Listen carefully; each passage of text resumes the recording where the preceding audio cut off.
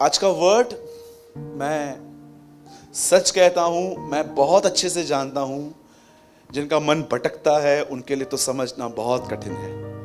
Meeting के अंदर जिनका मन भटकता है, लेकिन जो कॉन्सेंट्रेट करेंगे कि आज क्या है मेरे लिए, आज वो बड़ी आशीष पा सकते हैं। पर इससे पहले कि हम आज की मीटिंग में आए, मैं आपको एक चीज बताना चाहता हूं। वचन सुनने के बाद जो चीज परमेश्वर आपसे उम्मीद करता है वो है निर्णय लेना। आप जानते हैं कितनी सारी मीटिंग्स हमने एंजॉय की, पर हमने डिसीजन कोई नहीं लिया। और आपको पता है परमेश्वर आपके निर्णय का कितना आदर करता है। जब आप डिसीजन लेते हो, बस बहुत हो गया ये, अब नहीं, अब थोड़ा हम अपने वे चेंज करेंगे। परमेश्वर आपके निर्णय को पता है कितनी इज्जत देता है। मुझे कोई खुशी नहीं होती है जब लोग मुझे बोलते हैं कि आपने अच्छा प्रीच किया, लेकिन मुझे बड़ी खुशी होती है जब लोग कहते हैं मैंने निर्णय लिया। वहां पर प्रीचिंग अकॉम्प्लिश्ड होती है, सफलता पूर्वक पूरी होती है। मैसेज ट्रांसलेशन में ऐसा लिखा गया है, जब यीशु ने कहा इट इज फिनिश्ड, ब्रैकेट में लिखा है अकॉम्प्लिश्ड, सफलता पूर्वक पूरा हुआ, कुछ भी नहीं रह गया, सब पूरा किया उसने। आप जानते हैं एक दिन बाइबल ऐसा बताती है, यीशु एक व्यक्ति से मिला और उससे मिलके कहता है, देखो आज इस घर में उद्धार आया है। कब ये शब्द आया, आज तेरे घर में उद्धार आया है, जब एक व्यक्ति ने अब तक पैसा दिया नहीं था लेकिन निर्णय लिया कि मैं दे दूंगा। जब यीशु ने देखा इस आदमी ने इसके पास चीटिंग का पैसा था और उसे डिसाइड किया कि जितनों से लिया था हर एक को वापस दे दूंगा, तब यीशु कहता है देखो आज इस घर में उधार आया है। अब तक कुछ दिया नहीं था उसने, पर उसने इंटेंशन दिखाया, खुदा हाँ मैं देना चाहता हूं सबको। दानियल ऐसा कहती है बाइबल में कि वो एक जगह पे गया जिसका नाम था बेबीलोन, और उसके सामने खाना परोसा गया जो एक यहूदी के अनुसार खाने के लिए सही नहीं था। उससे डिसाइड किया मैं वो खाना नहीं खाऊंगा, और लिखा है परमेश्वर का अनुग्रह उससे मिला। आप जानते हैं लोहा चकमक का पीछा करता है। चकमक को इंग्लिश में क्या बोलते हैं? मैग्नेट। लोहा मैग्नेट का पीछा करता है। आपको पता है ग्रेस आपके निर्णय का पीछा करता है। ये कौन से वो लोग हैं जो आज मीटिंग को सुनने के बाद निर्णय लेंगे, ग्रेस उनके ऊपर ठहर जाता है। लेकिन कोई आते हैं, हाँ अच्छी मीटिंग थी, ये बंदा अच्छा बोलता है, बहुत डिफरेंट प्रीचिंग करता है, ये वो डेड लोगों की तरह नहीं है जो सिर्फ बाइबल पढ़ के सुना देते हैं। ही हैव अ रेवलेशन और प्रैक्टिकल थिंग्स बताता है। आपने जस्ट एंजॉय किया, इससे कोई लाभ नहीं होगा। निर्णय लेना इट्स जो सबसे बेहतरीन चीज होती है कि आप सुनो और आप निर्णय लो और परमेश्वर को कहो, प्रभु आज मैं निर्णय लेता हूं कि मुझे आज से ये नहीं करना है, पर मैं ये भी जानता हूं कि मैं आपके बगैर मदद के इसमें आगे नहीं बढ़ सकता। याद रखिए, यीशु ने आपको नहीं कहा है जुआ उठाओ, यीशु ने कहा है आओ हम उठाएंगे। आपको अपना जुआ उठाने की कोई जरूरत नहीं है। यीशु ने कहा मेरा जुआ अपने ऊपर उठा लो, आप पार्टनर्स हो। इस बात को याद रखिए, आपने जितने भी सरमन आज तक इस कलीसिया में सुने हैं, कितने भी आपने बड़ी बड़ी बातें सुनी है, वो बातें तब तक पूरी नहीं हो सकती हैं जब तक आप ईमानदारी से प्रभु के सामने जाओ और उसे अनुग्रह मांगो। अदरवाइज आपका सिर्फ एक नॉलेज बढ़ेगा, प्रैक्टिकल लाइफ पे कोई इजाफा नहीं होगा। समझ रहे हैं मेरी बातों को? The best thing is आप कुछ आज की मीटिंग को सुनने के बाद आप कुछ निर्णय लो, डिसीजन लो कि हाँ आज के बाद मैं ऐसा लूंगा, आज मैं ऐसा करूंगा। सोचो परमेश्वर ने एक निर्णय लिया था। आपको पता है शैतान इंसान के निर्णयों पे कितना ध्यान देता है। आप जानते हो इस संसार में शैतान यीशु का पहला नाम क्या जानता है? आपको तो बहुत नाम पता है ना, यीशु के जगत की ज्योति, जीवन की रोटी, ये वो। आपको पता है पहली बार शैतान ने यीशु को किस नाम से जाना है? बीज, सीड।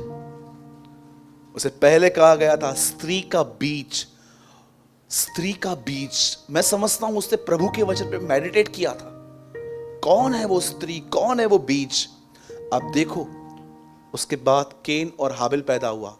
केन के द्वारा उसने हाबिल को मरवा दिया, उसे ऐसा लग रहा था हाबिल वो मसीह है जो लोगों को छुड़ाएगा। उसके बाद आप देखो तरह तरह से उसने उस बीज को खत्म करने की कोशिश की, और आज को पता है यीशु आया, मुर्दों में से जिंदा होके ऊपर चला गया, और आज भी यीशु का एक नाम है बीज। He is a word of God, seed है। जब मैं यहां पर खड़े होके आप में सीड डालता हूं, बीज बोता हूं, याद रखिए शैतान आपसे नहीं डरता है, वो सीड से डरता है। आज भी जैसे वो उत्पत्ति में डर रहा था, वैसे वो आज भी डरता है। इसके लिए, इसी वजह से वो आपके ध्यान को इतनी व्यर्थ बातों में लगा लगा कर, टोंटिंग ये वो उन बातों में लगा लगा कर वो आपके अंदर सीड को चुराने की कोशिश करता है। अगर आज एक लड़की मेरे सामने से जा रही है जिसने बड़े वाहियात कपड़े पहने हैं और मेरा ध्यान वहां जा रहा है, तो वो सीड मुझे बचाता है। वो मुझे कहता है तू सुन चुका था व्यभिचार न करना, पर मैं तुझसे कहता हूं किसी को देखकर अपने मन में मत सोचना ये क्या है, ये वो सीड है जो मुझे फ्रूट दे रहा है। आपको पता है बाइबल देने का एक कारण आपको क्या है? कि वचन देहधारी हो जाए। कितने वचनों को आपकी देह में, मैं पूछना चाहता हूं, कितने वचनों को आप अपनी देह में धारण किए हुए फिरते हो? यह सिर्फ यीशु के लिए नहीं था कि वचन देहधारी हुआ। मैं आपसे पूछना चाहता हूं, क्या आपके अंदर वचन देहधारी हुआ है? क्या उस सीड ने आपके अंदर रह के, क्या वो सीड आपको कंट्रोल करता है?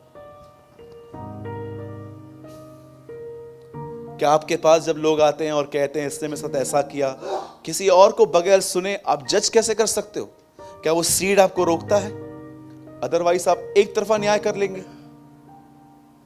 मैं आपको सच कहता हूं, मैंने इन दिनों में ये सीखा, वचन देहधारी होना कितना जरूरी है। वचन का देह में आकर धारण करना कितना जरूरी है।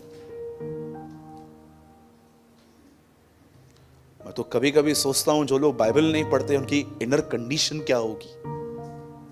नो डाउट हम यहां पर एक अच्छी एक्टिंग कर लेते हैं, अच्छा बन लेते हैं, पर मैं कभी कभी सोचता हूं प्रभु उनकी पर्सनल लाइफ कैसे होगी। यहां पर बाइबल पढ़ने वाले लोग स्ट्रगल कर रहे हैं, जो नहीं पढ़ते हैं, सोचो उनकी हालत क्या होगी। सोचो, ध्यान दीजिए। थोड़ा सीरियस वर्ड है, इसलिए मैं ग्राउंड तैयार कर रहा हूं, ताकि आज जो मैं यहां से प्रचार करूं, जो मैं आज आपको बताऊं, वो आपकी लाइफ पे फ्रूटफुल हो। आमीन। आइए हम सब बाइबल खोलेंगे।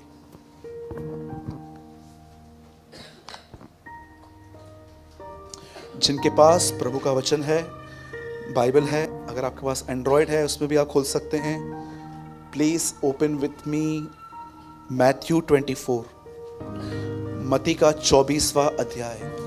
इसलिए तुम भी तैयार रहो, क्योंकि जिस घड़ी के विषय में तुम सोचते भी नहीं हो, उसी घड़ी मनुष्य का पुत्र आ जाएगा। वर्ड में आऊं, मैं आपको बताना चाहता हूं, बाइबल दो चीजों को सबसे ग्रेटेस्ट इवेंट्स कहती है जो चर्च के लिए रखे गए थे। फर्स्ट, उसका पहली बार आना, और सेकंड, अब उसका दोबारा लौटना। और मैं आपको बताना चाहता हूं, प्रभु यीशु का पहली बार आना गुनहगारों के लिए था, धर्मियों के लिए नहीं। पर मैं आपको बताना चाहता हूं, उसका दोबारा आना किसी गुनहगार के लिए नहीं, धर्मियों के लिए है। और जिन्होंने पहली बार उसे देखा था, उन्होंने उसे मार खाते हुए, अपराधों को अपने ऊपर लिए हुए देखा था। पर जो लोग उसे दोबारा देखने वाले हैं, वो उसको उस तरह नहीं, महिमा से देखने वाले हैं। पहली बार जब वो उस पृथ्वी पर आया था तो वो एक गधे पे बैठ के आया था, पर अब वो एक घोड़े पे बैठ के आएगा। गधे पे एक सर्वेंट बैठता है, वो नौकर की तरह आया था, पर अब वो नौकर नहीं, अब वो दूल्हे की तरह आएगा।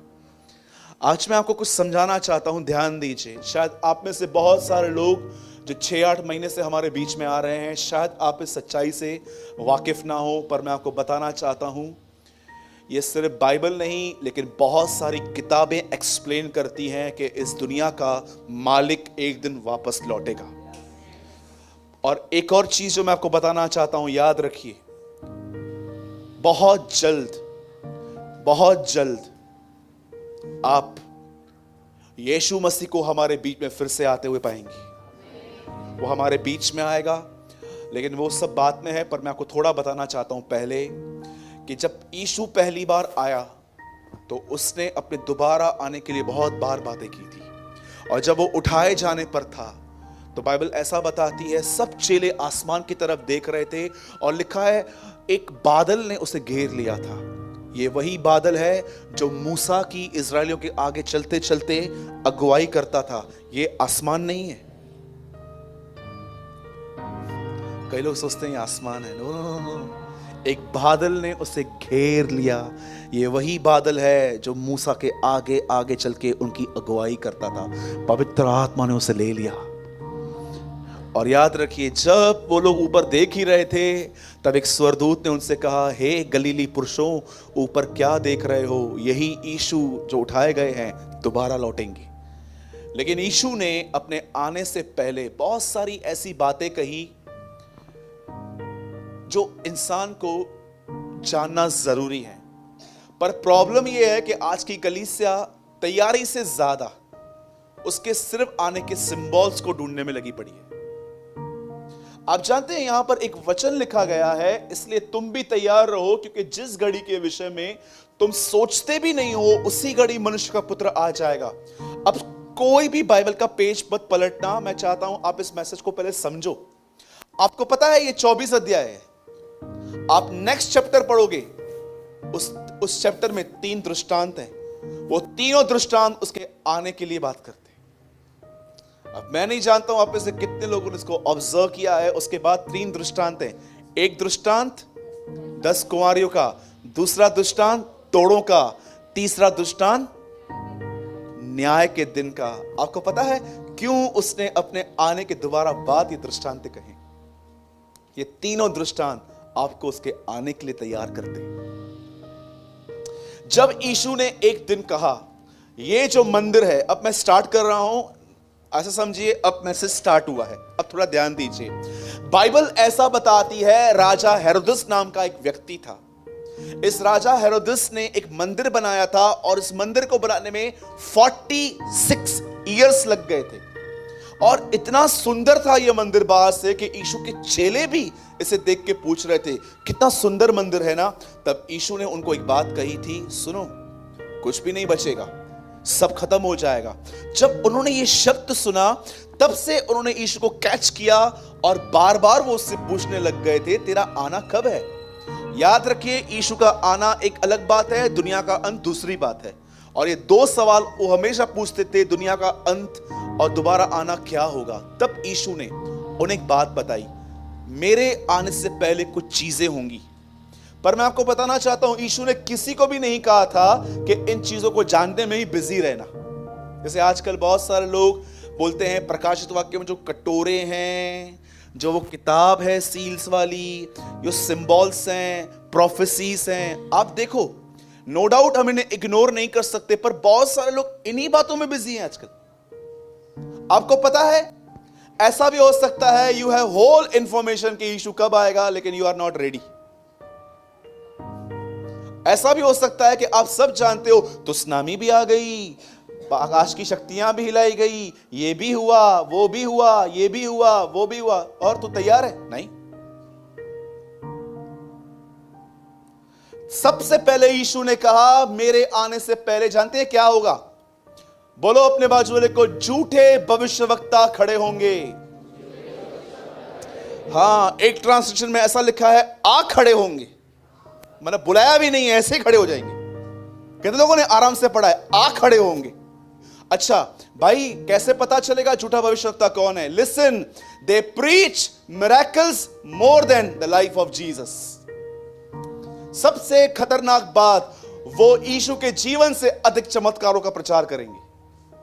सेकेंड जेल में बंद थे, स्वर्गदूत उनको छुड़ा के कहते हैं, जाओ उस जीवन की बातों का प्रचार करो। तुमने देखा था वो 33 साल तुम्हारे बीच में कैसा रहा था, जाओ उसकी जिंदगी के बारे में बताओ। आपको पता है, एक दिन चेले बंद थे जेल में, और उनको स्वर्गदूतों ने छुड़ाया था, और स्वर्गदूत छुड़ाने के बाद जानते हैं उनको क्या बोलते हैं? जाओ उस जीवन, वो कौन सा जीवन? वो जीवन जो तुम्हारे बीच में उससे बिताया था, उसके लिए जाके बताओ। न कि सिर्फ चमत्कारों का प्रचार करो। हमें चाहिए चमत्कार, नो डाउट, बट कितने लोग ये बात जानते हैं? इन झूठे भविष्यवक्ताओं में सबसे खतरनाक बात यह रहती है, वो चमत्कारों का प्रचार बहुत करेंगे पर यीशु मसीह के जीवन का नहीं। बता सच्चा कौन होता है? यीशु ने कहा जो अपने बेचने वाले की बड़ाई चाहे वह सच्चा है। यीशु ने कहा जो मुझे ऊंचा उठाए वो सच्चा है। जो प्रचार करने के बाद इस बात का पश्चाताप करे कि खुदा मैंने आज भी तेरे लाइफ का ठीक से प्रचार नहीं किया, वो सच्चा है। और आज देखिए जहां पर लोथ है वहां गिद्ध इकट्ठे हो रहे हैं। आज आप देखिए, आज अगर पता चले ना यहां पर कि एक आदमी आया है और वो जो बोलता है वो एक प्रचारक है, मैं आपको सच कहता हूं बहुत लोग चले जाएंगे। उनको कोई लेन देन नहीं है, उनको एक ही काम चाहिए, मेरा काम हो बस। गधे को बोलो घोड़ा बोल दूंगा, घोड़े को बोलो गधा बोल दूंगा, बस मेरा काम होना चाहिए। ये झूठे भविष्यवक्ताओं के दिन हैं। ट्रस्ट मी, बचिए। किनको सुनते हो यूट्यूब पे, ये भी बात देखिए। कोई ऐसा तो नहीं है जिसको चमत्कारों को देख के आप ऐसा सोचते हो हाँ ये चमत्कार। मैं आपको बताना चाहता हूं बाइबल का पहला चमत्कार जो रिकॉर्डेड है, मैं आपको बताना चाहता हूं, डेविल एक सांप के द्वारा बात कर रहा था। यह भी एक मिरेकल है। तो क्या वो परमेश्वर है? ऐसे लोगों को फॉलो करो जो आपको यीशु के पीछे चलने के लिए इंस्पिरेशन देते हैं। परमेश्वर के वचन की कोई भूख और प्यास नहीं है। खाने के लिए 20-25 किलोमीटर दूर जाते हैं वो। Do you know? वे अपने घर पे पौधे लगाएंगे, यीशु कहता है। अपने घर को बनाने में इतनी चीटिंग करेंगे, हलन दो आना पोछा है, चलता है, मेरा घर बनेगा इससे। ये सब इंफॉर्मेशन यीशु ने दी और लोग इनमें ही बिजी हैं, आज आगे बढ़ते ही नहीं है। मैं ट्रमेंडस वर्ड ऑफ गॉड पढ़ा, उसमें लिखा था कि तैयार रहो ताकि तुम मनुष्य के पुत्र के सामने खड़े होने के योग्य बन पाओ। कितनों की ये डिजायर है कि जब यीशु मसीह आए तो आप केन की तरह शक्ल नीचे नहीं करें। आपको पता है पहला शब्द जो प्रभु ने केन से कहा था ये था, तेरी शक्ल नीचे क्यों है? लेकिन यीशु कहता है नहीं, तुम्हारा सर ऊंचा होना चाहिए उससे। अगर आप सच में, और मैं आपको इतना भी बता देता हूं, आज का मैसेज शायद आपको पृथ्वी की कोई वस्तु नहीं देगा, लेकिन जब यीशु आएगा तो पतरस का वो वचन पूरा होगा, तुम बड़े आदर और महिमा के साथ उसके राज्य में प्रवेश करोगे। क्या हिंदी में याकूब 4:4। देखो आत्मिक व्यभिचार क्या होता है। हे व्यभिचारिणियों, नॉट व्यभिचारियों, व्यभिचारिणियों, क्या तुम नहीं जानती कि संसार से मित्रता करना परमेश्वर से बैर करना है? सो जो कोई संसार का मित्र होना चाहता है वह अपने आप को परमेश्वर का बैरी बनाता है। बाइबल बताती है वो व्यभिचारी हैं वो लोग जो संसार से मित्रता करते हैं। बाइबल ऐसा बताती है वो कुंवारियां थी, उन्होंने संसार के साथ कोई मित्रता नहीं की थी।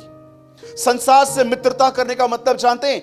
संसार पैसों के पीछे है, संसार वासनाओं के पीछे है, संसार बड़ा बनने के पीछे है, और लोग यीशु मसीह का नाम उपयोग करके कलीसिया में बड़ा बनना चाहते हैं, लीडर बनना चाहते हैं, और उनकी चर्च के अंदर चलनी चाहिए, उनको पदवी चाहिए। That's called spiritual adultery. मैंने कितने लोग देखे हमारे चर्च के अंदर, जब उन्हें सेवकाई का मौका नहीं मिला, दे लेफ्ट द चर्च। सच कहता हूं, क्योंकि उनको पता है क्या लस्ट है, लीडरशिप। उनको सिखाना है, उनको सीखना नहीं है। यीशु मसीह के चेलों को देखिए, प्रभु भोज की टेबल पे झगड़ा कर रहे थे वो लोग, एक दूसरे को कह रहे थे इसके जाने के बाद हमें अगुआ कौन होगा, इसके जाने के बाद लीडरशिप किसको मिलेगी। आपको पता है वो लड़ रहे थे, वो ये नहीं पूछ रहे थे। यीशु कहता है तुम में से कोई मुझसे नहीं पूछता मैं कहां जा रहा हूं। आप पढ़ सकते हैं क्या होता है आत्मिक व्यभिचार। यीशु कहता है वो कुंवारियां थी, अब यहां पर लिखा है हे व्यभिचारिणियों, क्या तुम नहीं जानती कि संसार से मित्रता करना परमेश्वर से बैर करना है? क्योंकि जो कोई संसार का मित्र होना चाहता है वह अपने आप को परमेश्वर का बैरी बनाता है। आपको पता है जो भी लोग संसारिक तौर पे चल रहे हैं वे परमेश्वर के बैरी हैं, बाइबल बताती है ऐसा। आज मैं आपसे पूछना चाहता हूं, I am asking you a simple question. क्या आप संसार के मित्र तो नहीं है? Are you friend of world? ऐसा तो नहीं है एक मसीह होने के बाद भी आप मूवीज पे जाते हैं, फिल्म के सॉन्ग सुनते हैं? बाइबल बताती है सब झूठ के चाहने वाले नरक में हैं अंतिम दिनों में। जो भी लोग दुनिया को पीछा कर रहे हैं, दुनिया के फैशंस का पीछा कर रहे हैं, आपको मैं बताना चाहता हूं अकॉर्डिंग टू बाइबल, जो भी लोग संसार के साथ मित्र हैं वो परमेश्वर के बैरी हैं। आज दुनिया देखो क्या लगी पड़ी है। कभी आपने देखा था, सेलफोन देना, कभी आपने देखा था सेल्फीज का इतना craze? What is the meaning of selfie? Self, स्वयं। मैं आपको सच कहता हूं 3-3, 4-4 घंटे लोग, चार्जिंग उतर जाती है लेकिन वो बैठे रहते हैं। नो, अब भी सेटिस्फाइड नहीं हुए। नहीं, इससे अच्छा आ सकता था फोटो, ये वो कम से कम 50-100 फोटो निकालने के बाद मैं आपको कहना चाहता हूं लोग इंस्टाग्राम पे जाएंगे, फेसबुक पे जाएंगे, वहां पर डालेंगे। और मैं आपको बताऊं कुछ लड़के उन्हें लिखते हैं यू आर लुकिंग सेक्सी, और ये लड़कियां एंजॉय भी करती हैं। Shame on those people. उन्हें शर्म आनी चाहिए। ये अपने आप को बिलीवर कहते हैं, they are not a Christians. मैं आपको बताना चाहता हूं ये खुदा के दुश्मन हैं। Selfie, what is the meaning of selfie? Self को उठाना, स्वयं को उठाना। अब तक तुम मसीह में आके अपने आप को उठाते हो, तो फिर खुदा कहां है तुम्हारे जिंदगी में? Where is Jesus? कहां है खुदा तुम्हारे जिंदगी में?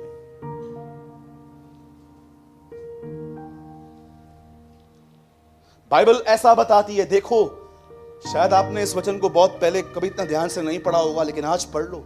बाइबल बताती है उन्होंने स्टार्ट किया था एज अ वर्जिन, उन्होंने ऐसे स्टार्ट किया था कुंवारियों के समान। पर मैं आपको बताना चाहता हूं आज बहुत सारे लोगों ने कुंवारियों के समान स्टार्ट किया था, but they are today in a spiritual idolatry. पीछे करो वापस। आप जानते हैं वहां पर क्या लिखा है? 10 कुंवारियां थी। अब देखिए, मैं इनकी एक ऐसी बात आपको शो कर रहा हूं जो शायद आपने पढ़ी है, नहीं पढ़ी है, आई डोंट नो, लेकिन आज मैं एक्सप्लेन करूंगा आपको। लिसन, ऐसा लिखा गया है जब इन्हें पता चला कि दूल्हे के आने में देर होगी तो 5 सो गई कि 10 सो गई? हाँ, 10 ही सो गई। आप जानते हो आपकी मेन टेस्टिंग क्या है? जब आपको पता चलेगा दूल्हे के आने में लेट है और खुदा को देखेगा, अब आप कैसे चलते हो। That is a test. Yeshu आ रहा है, यह सुन के तैयार होना तो बहुत आसान है, पर मैं आपको कहूं उसके आने में 200 साल बाकी हैं। खुदा, मैं अब भी वैसा ही चलूंगा। That's test. इस जगह पे क्राइसिस दिख रहे थे, उनको पता चल, उन्होंने देखा कि उनके आने में देर हो रही है। आपको पता है वो सो गई। आज बहुत सारे लोग जानते हैं गुनाह किस थॉट में आके करते हैं? अब प्रभु के आने में बहुत समय है, अभी तो बहुत टाइम बाकी है, चलता है थोड़ा बहुत, बनने दे, चिट चैट करने दे मुझे, और चलता है। ओके, आप कर सकते हैं, कौन आपको रोकेगा? सर्वशक्तिमान परमेश्वर आपकी विल को कंट्रोल नहीं करता है तो प्रीचर कौन कहां से करेगा आपको? आप जानते हैं अब मैं जो आपको बात समझाना चाह रहा हूं वो ये है। बताइए, इन्होंने कुप्पी में तेल भरा था। मैं फिर से बोलता हूं, 10 कुंवारियां हैं, इन 10 को पता है कि दूल्हा आने वाला है, और इनको पता है एक ही चीज को पहचाना जाएगा कि मशाल है, ऑयल है कि नहीं। और आप जानते हैं लिखा है 5 औरतों ने, 5 स्त्रियों ने मशाल भी ली, ऑयल भी लिया और चल गई। लेकिन आपको पता है मूर्ख स्त्रियों के लिए क्या लिखा है? उन्होंने मशालें तो ली पर तेल नहीं लिया। इसका मतलब क्या है? कि मशालें तो ली गई पर तेल नहीं लिया गया। आपको पता है मशाल विजिबल चीज है, दिखती है, पर ऑयल उसके अंदर रहता है, वो दिखता नहीं है। आज बहुतों की टेस्टमनी पता है क्या है? मैं सिगरेट नहीं पीता हूं, दारू नहीं पीता हूं, लड़कियों के पीछे नहीं भागता हूं, पब्स में नहीं जाता हूं। ये सब बाहरी टेस्टमनी बहुत अच्छी है, इनसाइड क्या इनसाइड ऑयल है? आपको पता है 5 को मूर्ख क्यों कहा गया था? क्योंकि उनकी गवाही लोगों के सामने बहुत अच्छी और खुदा के सामने खतरनाक थी। ऑयल गुम है लेकिन लाइट जल रही थी, ऑयल नहीं लिया था। याद रखना, आग दिखाई देती है, उनकी गवाही अच्छी थी, ये बहन बहुत अच्छी है, ये बहन बहुत अच्छी है, कलीसिया में सबकी मदद करती है, ये भाई बहुत अच्छा है, सबकी मदद करता है। पर मैं आपको बताना चाहता हूं, आपको कोई कितना भी अच्छा कहे, पर आप बहुत अच्छे से जानते हो आप इनसाइड कैसे हो। आपको पता है यीशु क्या बोलने की कोशिश कर रहा था? मैं आने वाला हूं, अपनी इनर मैन ठीक करो। अगर आप चाहते हो यीशु न्याय के दिन आपको पहचाने, आपको जाने, सेट योर इनसाइड लाइफ। उस दिन परमेश्वर का राज्य, स्वर्ग का राज्य 10 कुंवारियों के समान होगा, जिन्होंने अपने 5 मूर्ख 5 बुद्धिमान, लिखा है मूर्ख ने मशालें तो ली पर तेल नहीं लिया। इसका मतलब क्या है? बाहरी गवाही बहुत अच्छी थी, लोग कुछ भी बोलते थे सह लेते थे, चर्च में कुछ भी बोलते थे सह लेते थे, बट इनसाइड लाइफ बहुतों को माफ नहीं करते थे, बहुतों के अंदर जलन भरी पड़ी थी, बहुतों के अंदर कंपटीशन नेचर भरा पड़ा था। मैं इससे पीछे कैसे जा रहा हूं, मुझे तो उसके आगे बढ़ना है। आज मैं आपसे पूछना चाहता हूं, हो सकता है आपकी मशाल जल रही है, किसी को आपकी गड़बड़ियों की नहीं पता है, चर्च में सब लोग आपको कहते हैं अरे अच्छा बिलीवर है ये, अरे तेरे को पता भी है। हो सकता है आपके लिए कोई किसी चर्च में किसी को कुछ भी नहीं पता है, but what is your inside? You know inside life कैसी है? आपको जब लोग सताते हैं, लोग परेशान करते हैं, आप उनके बारे में क्या सोचते हो खुदा जानता है। जब आपके सामने से बहनें पास होती हैं, आप उनको क्या देखते हो, कैसा सोचते हो। याद रखना, आपके मोबाइल में क्या क्या चैट्स पड़ी हैं खुदा जानता है। He know your inside life, वो आपके भीतरी जिंदगी को जानता है। आपको पता है यीशु क्या बोलने की कोशिश कर रहा था? मेरे आने से पहले सिंबल्स क्या है, कटोरा क्या है, ये क्या है, उन बातों से ज्यादा इस बात पे ध्यान देना कि क्या तुम्हारे अंदर ऑयल है, क्या तुम पवित्र आत्मा से परिपूर्ण व्यक्ति हो, क्या ऐसा है कि तुम सिर्फ उनसे अच्छा नहीं चलते, सॉरी तुम उनसे भी अच्छा चलते हो जो तुम्हें सताते हैं। कई लोग कहते हैं I am a nice person, मैंने कभी किसी का बुरा किया ही नहीं है। अच्छा, जिन्होंने तेरा बुरा किया उसके साथ क्या किया है? चीज जो मैं आपको समझाना चाह रहा था वो यही थी, ये जो आप लोगों के सामने है ना वो नहीं चलेगा, आप जो इनसाइड हैं वो खुदा देखेगा। कितने लोग हैं सच बताइए, हाथ मत उठाइएगा क्योंकि हो सकता है आपका बाजू वाला आपके से दूर हो जाए। कितने लोग हैं यहां पर सच बताइए, जब लोग आपको कुछ बोलते हैं आप भले रिएक्ट नहीं करते हो लेकिन आपको हर्ट होता है?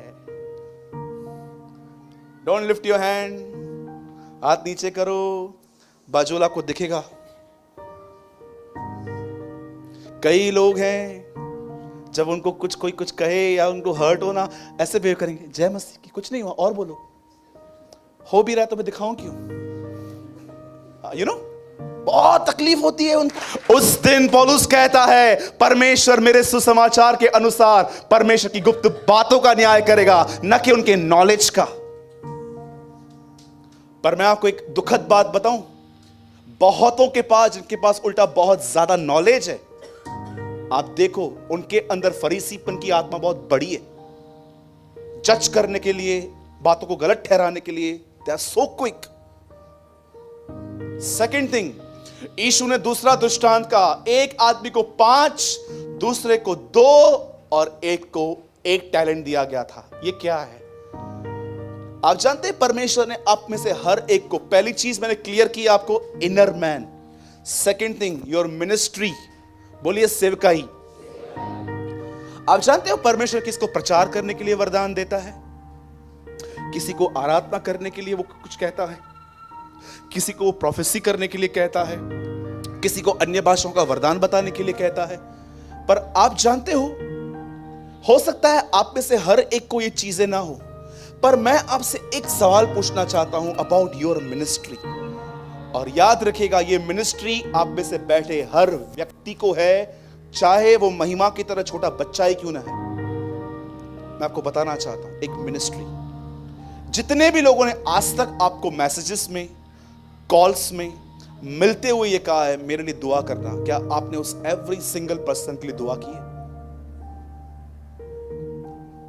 सोचो, आपको क्या लगता है कोई आपको यह कहता है मेरे लिए प्रार्थना करो, ये कोई छोटी बात है? परमेश्वर अय्यूब के तीनों मित्रों को कहता है जब तक अय्यूब तुम्हारे लिए प्रार्थना करे न करे मैं तुम में से किसी को ब्लेस नहीं करूंगा। धर्मी दुहाई देता है, बाइबल बताती है यहोवा सुनता है। मैं आपसे पूछना चाहता हूं, आप सिर्फ दूसरों को प्रेयर रिक्वेस्ट देते रहते हो कि आप उनके जितने भी लोग मसीह होने के बाद आज तक आपको मिले जिन्होंने आपको कहा मेरे लिए प्रार्थना करना, क्या आप एवरी डे 10 से 12 मिनट निकाल के हर उस सिंगल पर्सन के लिए प्रेयर करते हो? पहली चीज जो यीशु के आगमन के लिए आपको तैयार कर सकती है वो आपकी है इनसाइड लाइफ कैसी है। सेकंड कि आप कैसी मिनिस्ट्री कर रहे हैं। छोड़ दीजिए स्टेज पे आना, ये बहुत बड़ी बातें होती हैं, प्रभु अपने समय में हर एक को खड़ा करता है, पर क्या जो काम उसने इस समय आपको फेथफुली दिया है प्रेयर करने के लिए, क्या आप एक दूसरे के लिए प्रेयर करते हैं? एक आदमी से मैंने पूछा आप प्रेयर करते हो? खाना खा रहे थे हम लोग, तो उससे बोला खाना खाने के लिए क्या प्रेयर करें? कभी कभी लोगों को क्या लगता है प्रार्थना सिर्फ बड़ी बड़ी चीजों के लिए होती है, बड़ी बड़ी चीजों के लिए। जब नौकरी, अब मालूम पड़े नौकरी जाने वाली है, मालूम पड़े हाउस लोन डाला था अभी मिलने वाला नहीं है, मालूम पड़े कि अभी चीज डिवोर्स तक आ गई है, तब लोग दुआ करना स्टार्ट करते हैं। पर मैं आपको सच कहता हूं, मैंने उस हर आदमी को ब्लेस देखा है जो छोटी छोटी बातों के लिए भी दुआ करता है। आपको पता है प्रार्थना न करने का मतलब क्या है? मैं आपको एक्शन करके दिखाता हूं। मैं घर से नीचे उतर रहा था, मैंने एक्टिवा स्टार्ट की, मुझे अंदर से आवाज आई प्रेयर कर कि आज ट्रैफिक नहीं मिले और तू हर एक्सीडेंट से बचा रहे। और मैंने कहा मेरे को गाड़ी चलाना आता है, गली गली से निकालना, बहुत सारे लोग गली गली से निकाल के गाड़ियां लेके आते हैं। और मैंने कहा नहीं। आपको पता है व्हेन यू रिफ्यूज प्रेयर, जब आप दुआ को नकारते हैं, आप प्रभु को जानते हैं क्या बोलते हैं? सुन, आई एम इनफ इंटेलिजेंट और मुझे आपकी कोई आवश्यकता नहीं है। जब आप प्रेयर को इग्नोर करते हो आप खुदा को ये कहते हो। लेकिन जानते हो जब आप प्रेयर करते हो आप प्रभु को क्या कहते हो? प्रभु भले ही मैं इंटेलिजेंट हूं पर मालिक तो आप हैं, आप आइए, आप मुझे लीड कीजिए and he will lead you. और आप देखो बहुत लोग हैं जो स्वयं पर निर्भर थे। सच कहता हूं, जिस समय आपको हर्ट करे और उसके बाद भी आप उसको आशीष दो, उसको उठाओ, मैं तुमको कहता हूं तुम उसका नहीं, तुम अपना प्रमोशन कर रहे हो। खुदा तुम्हें उठा रहा था। आई वॉज अमेज्ड जब मैंने इस चीज को पढ़ा, जब दाऊद को कहता है एक आदमी चल शाऊल को मारते हैं, दाऊद कहता है मैं यहोवा के अभिषिक्त के लिए कुछ नहीं करूंगा।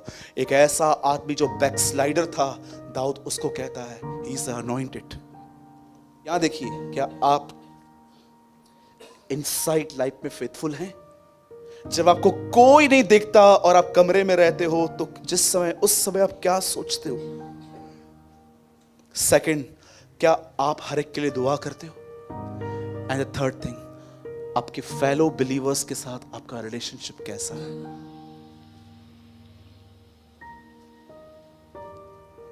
सोचो।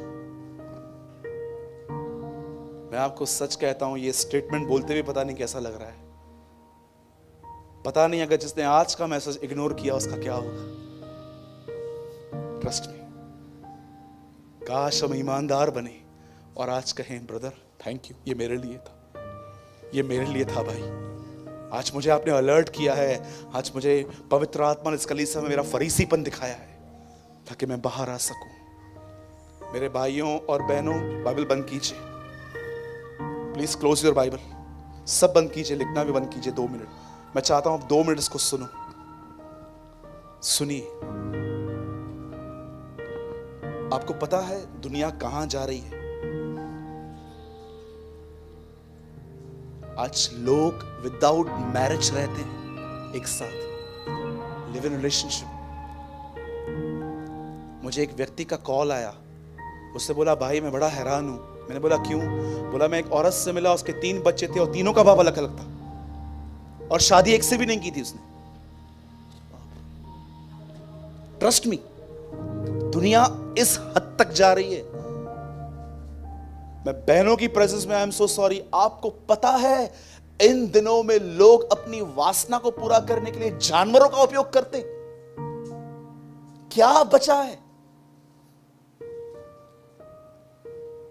और उस अंधकार भरे जगत में खुदा आपसे कहता है ध्यान दो, बी अलर्ट। झूठे प्रॉफिट्स आ गए हैं, यूट्यूब पे झूठे प्रॉफिट्स आ गए हैं, बहुत सारी जगहों पे झूठे प्रॉफिट्स आ गए हैं, साइन और वंडर्स ये वो सब हो रहा है। और यीशु आज इस कलीसिया को कहता है, इस पूरे अंधकार के समय में परमेश्वर की ज्योति की संतान बनो। अगर आज आप यहां पर कपड़े झाड़ के जाओगे, अच्छा मैसेज था ब्रदर, मैं जा रहा हूं, मुझे नहीं पता है खुदा आपको उसके बाद कैसे जगाएगा। I really don't know. और मैं इतना भी कहना चाहता हूं, this is not a warning, this a message. अगर आज इस वचन को सुनने के बाद आपको ऐसा लगा कि नहीं, इट्स ओके, मैं सही हूं अपनी जगह पे, मैं तुम्हें बताना चाहता हूं, तुम्हारा मन वहां से और कठोर होना चालू हो जाएगा।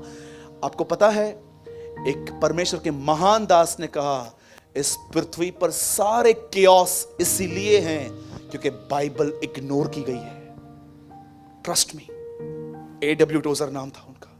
बोलता है, इस दुनिया में जितना भी केओस ढूंढ देख रहे हो ना, वो तब स्टार्ट हुआ जब एक लेडी ने डिसाइड किया वो खुदा का नहीं, वो डेविल का मानेगी। वहां से स्टार्ट हुआ है सब।